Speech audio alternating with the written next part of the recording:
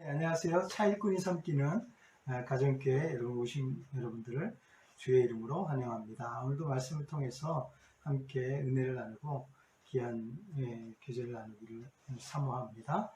오늘 말씀은요, 고린도전서 10장 14절에서 21절까지 말씀입니다. 말씀이 좀 길긴 하지만 말씀을 잘 우리가 보기를 원합니다. 10장 14절 말씀 제가 공독해 드리겠습니다. 그런즉 내 사랑하는 자들아 우상 숭배하는 일을 피하라. 나는 지혜 있는 자들에게 말함과 같이 하노니 너희는 내가 이르는 말을 스스로 판단하라. 우리가 축복받는 바 축복의 자는 그리스도의 피에 참여함이 아니며 우리가 떼는 떡은 그리스도의 몸에 참여함이 아니냐. 떡이 하나요 많은 우리가 한 몸이니 이는 우리가 다 한 떡에 참여함이라. 육신을 따라 난 이스라엘을 보라. 제물을 먹는 자들이 제단에 참여하는 자들이 아니냐. 그런즉 내가 무엇을 말하느냐. 우상의 제물은 무엇이며 우상은 무엇이냐. 무릇 이방인들이 제사하는 것은 귀신에게 하는 것이요 하나님께 제사하는 것이 아니니 나는 너희가 귀신과 교제하는 자가 되기를 원하지 아니하노라. 너희가 주의 잔과 귀신의 잔을 겸하여 마시지 못하고 주의 식탁과 귀신의 식탁에 겸하여 참여하지 못하리라.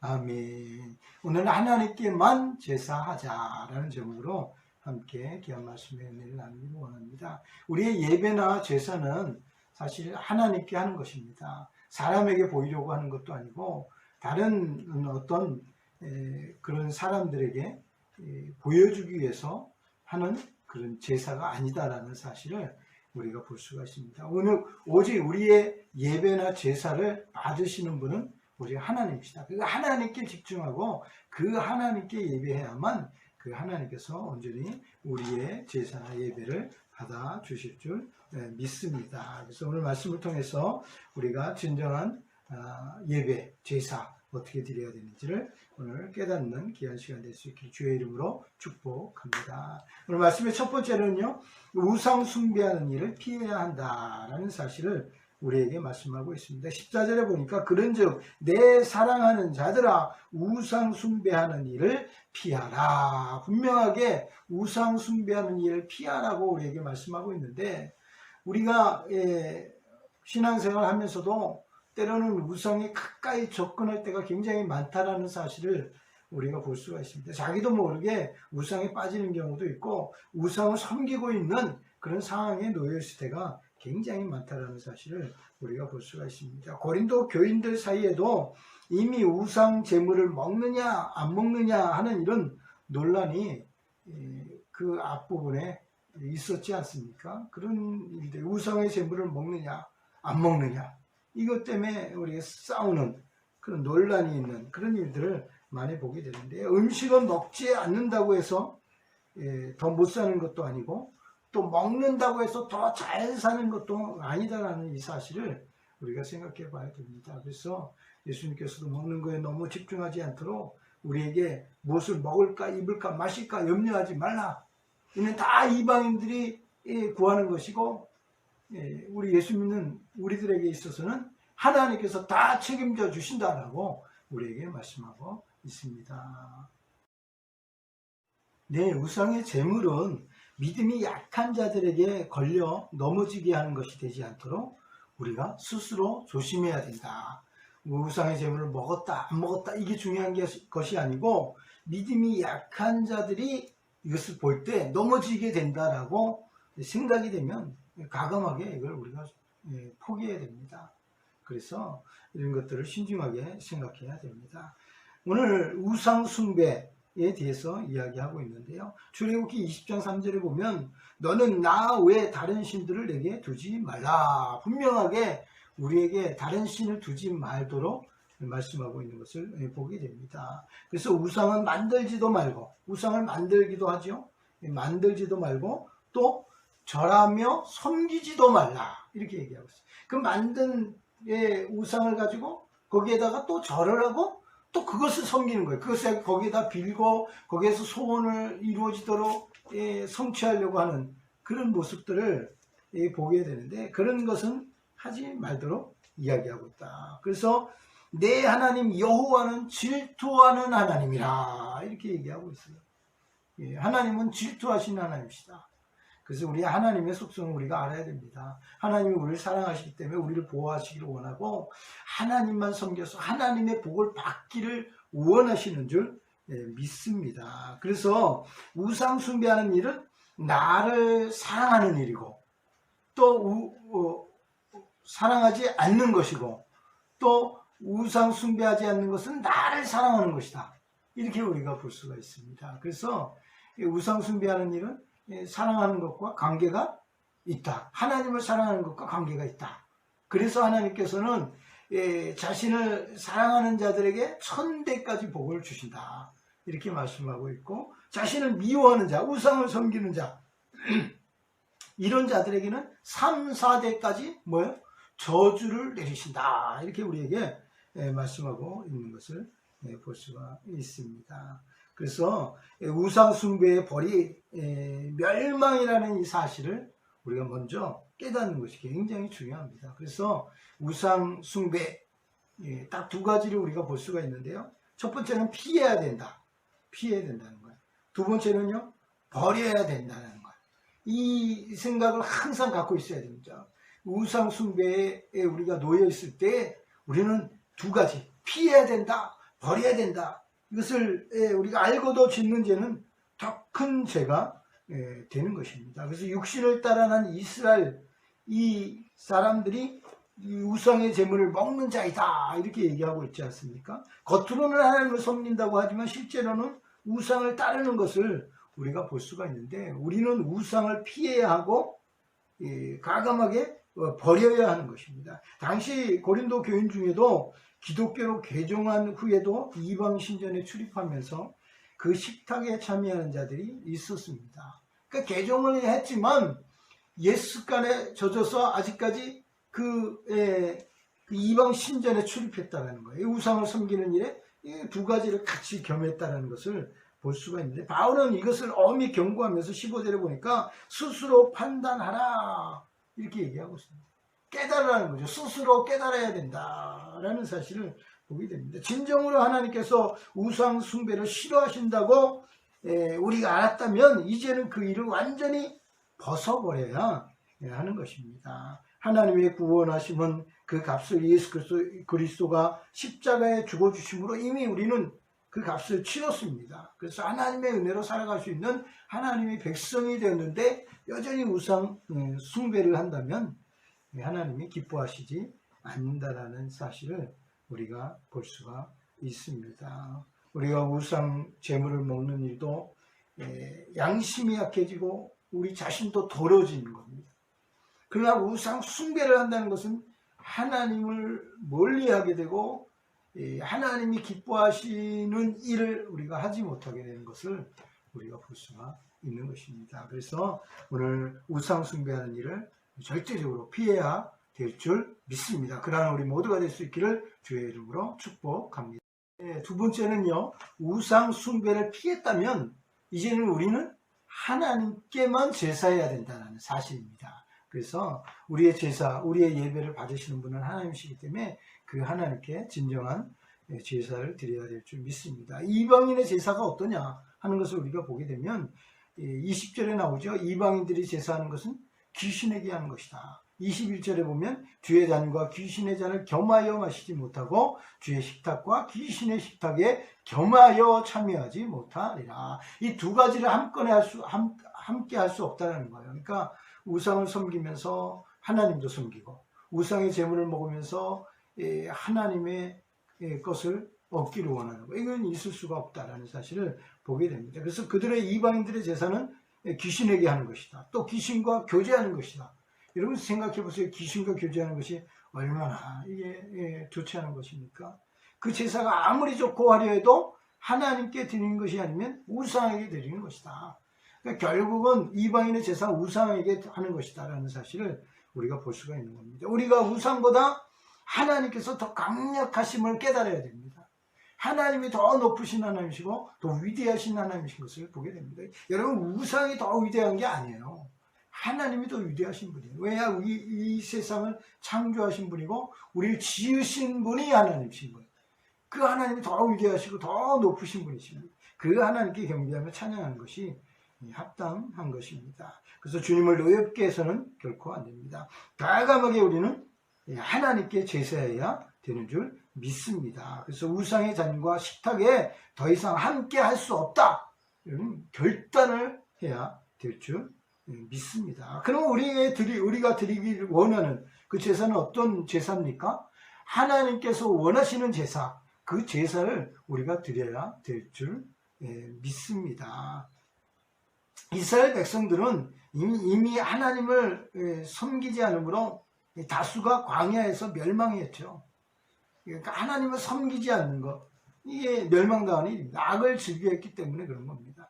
그래서 하나님께서 기뻐하시지 않는 것을 행하는 것, 그것이 악이다라는 이 사실을 우리가 먼저 깨달아야 될 줄 믿습니다. 히브리서 13장 10절에도 보면 항상 찬송의 제사를 하나님께 드리자, 이렇게 얘기하고 있습니다. 우리가 드리는 제사는 찬송의 제사를 드려야 됩니다.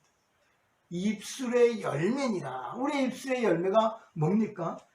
찬미의 제사인 거예요. 그래서 찬송으로 하나님께 이 영광을 돌리게 됩니다. 어린 양을 찬양하는 거죠. 어린 양 예수께 찬양하고, 그 하나님께, 우리를 구원하시는 그 구원자, 전능하신 하나님을 찬양하는 것, 이거 우리가 잊어서는 안 됩니다. 그래서 이 찬양의 제사는 감사의 그 마음을 가지고 하나님께 제사해야 됩니다. 그래서 감사, 찬양, 경배하며 하나님께 나가게 되는 줄 믿습니다. 또 하나는요, 삶의 제사가 있습니다. 우리가 이 땅에 살아가면서 그 삶으로 하나님 앞에 드려지는 제사가 있다는 거죠. 그래서 선을 행하고 나눠주기를 잊지 말라, 우리에게 이렇게 말씀하고 있습니다. 그러니까 이 땅에 살아가면서도 우리가 바르게 하나님 말씀대로 온전히 살아가는 것이 필요하다. 그것이 제사가 될 수 있다는 거예요. 그냥 하나님 앞에 나와서 예배만 드리는 것이 제사가 아니라 우리의 삶 모든 전체가 하나님 앞에 제사가 될 수 있다는 이 사실을 우리가 생각해 보면 하나님이 기뻐하시는 제사가 무엇인지를 우리가 깨달으며 제사해야 될 줄 믿습니다. 빌립보서 2장 11절에도 보면 모든 입술로 예수 그리스도를 주라 시인하여 하나님 아버지께 영광을 돌리게 하셨느니라, 이렇게 얘기했어요. 구원받은 우리 하나님만 섬기는 우리들에게 있어서는 하나님께만 영광을 돌려야 된다는 사실을 볼 수가 있는 것입니다. 또한 하나님이 원하시는 제사는요, 통회하고 자복하는 심령의 예배, 제사를 원하신다는 사실을 우리가 볼 수가 있습니다. 우리가 성경에서 잘 아는 것처럼 바리새인의 제사, 또 세리의 기도, 우리가 볼 수 있지 않습니까? 이 바리새인들의 그 예배는 형식을 갖췄고 모든 것을 지키는 것 같고 율법을 지키는 그런 제사인 것 같은데도 하나님은 그들의 제사를 기뻐하시지 않았다는 거예요. 겸손한 세리의 기도와 죄인임을 고백하는 제사, 이런 제사를 하나님께서 기뻐 받으신 것을 볼 수가 있습니다. 그러니까 예배자가 어떤 마음의 자세를 가지고 예배를 드리냐, 이것이 굉장히 중요하다는 사실을 우리가 볼 수가 있습니다. 그래서 겸손한 예배자가 되는 것이 중요합니다. 감사, 찬송의 예배자, 겸손의 예배자가 될 때 하나님 우리의 예배를 받으실 줄 믿습니다. 오늘 우리들의 예배가 하나님께 드려지고 있는지 우리는 먼저 우리 자신을 한번 점검하고 생각해 볼 필요가 있습니다. 그래서 주님이 기뻐하시는 예배 드릴 수 있는 우리 모두가 될 수 있기를 주님의 이름으로 축복합니다. 마지막 세 번째로는요, 우리는 그리스도와 하나이다라는 사실을 우리에게 말씀하고 있습니다. 16절에 보니까 우리가 떼는 떡은 그리스도의 몸에 참여함이 아니냐, 이렇게 얘기하고 있어요. 그러니까 한마디로 얘기해서 우리가 하나가 돼서 그리스도의 몸을 기념하고 하나가 된 그 모습을 이야기하고 있는데요. 신령한 음식, 만나를 이야기하고 있지 않습니까? 이 만나는 곧 반석이 되신 그리스도로부터 나왔다라는 사실을, 그것을 우리가 마시고 우리가 먹는 겁니다. 우리는 그리스도의 몸에 이미 참여한 자이다라는 사실을 볼 수가 있는데, 성만찬을 통해서 또 세례를 통해서 우리가 고백해서 주님과 함께하기로 선언한 우리의 모습을 우리가 볼 수가 있는 것입니다. 그리스도 안에서는 우리가 같은 떡을 떼며 하나가 되었다라는 이 사실을 이야기하고 있습니다. 그리스도인 모두가 하나입니다. 우리는 서로 미워하고 서로 의견이 다르고 생각이 다를지 모르지만 우린 그리스도 안에서 하나이다. 이 사실을 먼저 우리가 생각해야 됩니다. 또한 한 몸이다라는 이 사실도 잊어서는 안 될 줄 믿습니다. 17절에 보니까요. 떡이 하나요 많은 우리가 한 몸이니 이는 우리가 다 한 떡에 참여함이라 이렇게 얘기하고 있죠. 예수 그리스도가 하나가 되어 함께하는 삶을 이 땅에서 우리가 살아가고 있다. 결국 이 땅에 살아가는 삶으로 끝나는 것이 아니라 영원한 하나님의 나라에서도 함께 살아갈 하나님의 뭐예요? 가족이다라는 사실을 우리가 볼 수가 있습니다. 5월엔 가정의 달 아닙니까? 가족끼리는 어떻게든지 화목하게 하고 서로 좋은 것을 나누게 하고 자기의 가진 것을 좋은 소식을 서로 다른 사람들에게 다른 가족들에게 알게 하려고 하지 않습니까? 그런 것처럼 똑같습니다. 함께 즐거워하고 함께하는 공동체 이게 가족이잖아요. 그것처럼 이 땅에서 우리가 한 몸이 되었다는 것은 이 땅에서도 하나님의 나라의 가족이라는 거예요. 그리고 하나님의 나라에서 함께 살아갈 하나님의 백성이다라는 이 사실을 우리가 볼 수가 있는 겁니다. 고린도전서 6장 15절에 보면 너희 몸이 그리스도의 지체인 줄을 알지 못하느냐 이렇게 얘기했어요. 그리스도의 지체된 우리의 몸 그것을 이야기하고 있습니다. 우리의 몸은 하나님께로부터 받은 것이고 값으로 산 것으로 하나님께 속한 것이다. 나의 이 몸이 내 것인 것 같지만 사실은 하나님께서 값으로 그리스도를 통해서 값으로 사신 거예요. 그래서 하나님의 자녀로 삼으셨다는 사실을 우리가 볼 수가 있는 것입니다. 하나가 되었다라는 사실은 함께한다라는 사실을 볼 수가 있습니다. 그래서 주님께서 우리에게 말씀하신 영원토록 내가 너희와 함께 하겠다. 그게 하나가 된 우리의 모습인 거예요. 그 그리스도와 함께 영원히 살아가는 삶을 이야기하고 있다는 사실을 우리가 볼 수가 있는 겁니다. 우리는 모든 일에 주님과 함께 할 때 우리는 우상에 빠지지도 않고 세상에 빠지지도 않게 될 줄 믿습니다. 그리스도와 함께 살아가는 삶이 우상을 멀리하고 하나님만 섬기는 삶이다. 라는 이 사실을 우리가 깨달을 때 주님과 함께하여 날마다 승리하는 저와 여러분 될 수 있기를 주의 이름으로 축복합니다. 아멘. 기도하겠습니다. 참 좋으신 하나님 감사합니다. 오늘 우리가 왜 하나님을 섬겨야 되는지를 알게 하시고 깨닫게 하시니 감사합니다. 우리 하나님 한 분으로 만족하며 하나님을 기쁘시게 하는 삶을 살아가게 부족함이 없도록 인도하여 주옵소서. 하나님께 예배하는 예배자로 살아가기를 원합니다. 겸손한 예배자가 되기를 원하고 감사와 찬송으로 하나님께 영광 돌리는 삶을 하나님께 온전히 드리기를 소원합니다. 하나님 우리의 드려지는 이 예배를 날마다 흠명하시고 우리의 마음과 생각과 중심이 하나님을 향하여 늘 있도록 하나님 축복하여 주옵소서. 또 주님과 영원히 함께 한다는 이 사실을 잊지 말게 하셔서 우리가 어떠한 상황에서든지 주님께서 우리와 함께 하시고 주님께서 우리를 도와주시고 우리를 인도하실 줄 믿습니다. 주님만 온전히 바라보며 날마다 살아갈 수 있도록 우리 모두를 축복하여 주시옵소서. 주님만 영광을 받아주실 바람들이 소원하옵고 거룩하신 예수님의 이름으로 간절히 기도드리옵나이다. 아멘.